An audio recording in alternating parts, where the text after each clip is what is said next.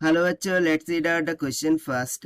Determine the capacitance of a system consisting of a metal ball of radius A and an infinite conducting plane separated from the center of the ball by the distance L if L is greater than to A.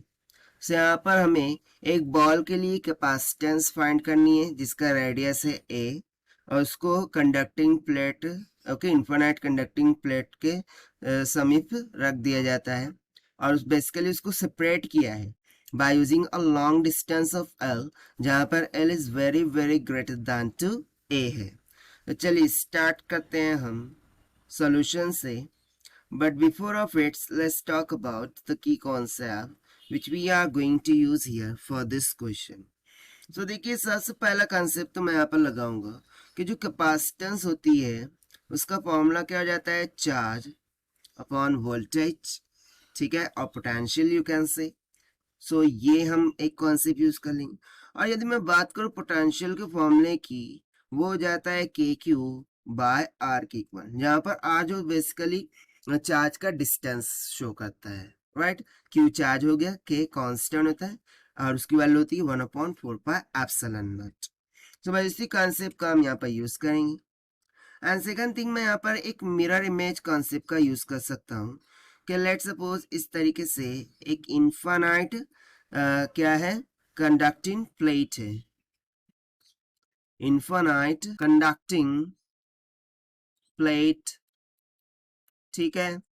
और इस side पर मैंने क्या किया है, जो ball है, ठीक है, जिसका रेडियस हमें बोल रखा है ए के बराबर, इस तरीके से रख दिया है।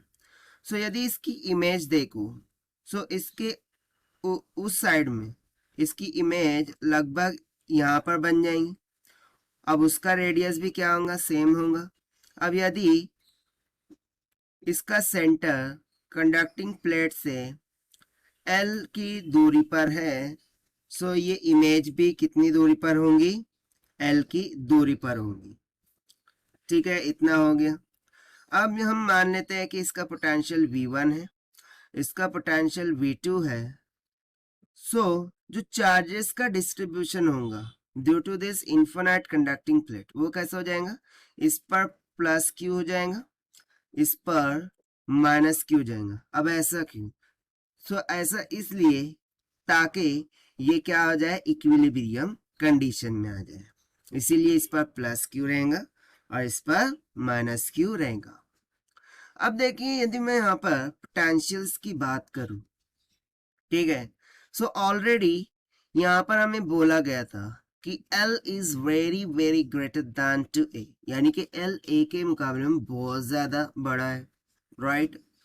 अब यदि मैं इन दो स्फीयर्स की बात करूं जो कि एक दूसरे की इमेज पर है, so already L greater than है और ये कंडक्टिंग प्लेट से और दूरी पर है, यानी कि इन दोनों के बिटवीन में बहुत ज़्यादा डिस्टेंस हो जाएगा, ठीक है। सो इस कारण से बेसिकली क्या होगा कि हमें इन दोनों में से कोई भी एक के ऊपर क्या मिल जाएगा, पोटेंशियल मिल जाएगा, और दूसरे के ऊपर बेसिकली पोटेंशियल क्या होगा, ज़ीरो होगा।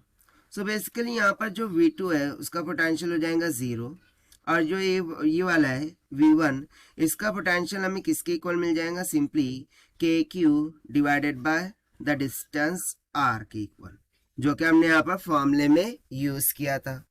तो बस हमें कैपेसिटेंस को फाइंड करने के लिए पोटेंशियल डिफरेंस फाइंड करना होगा।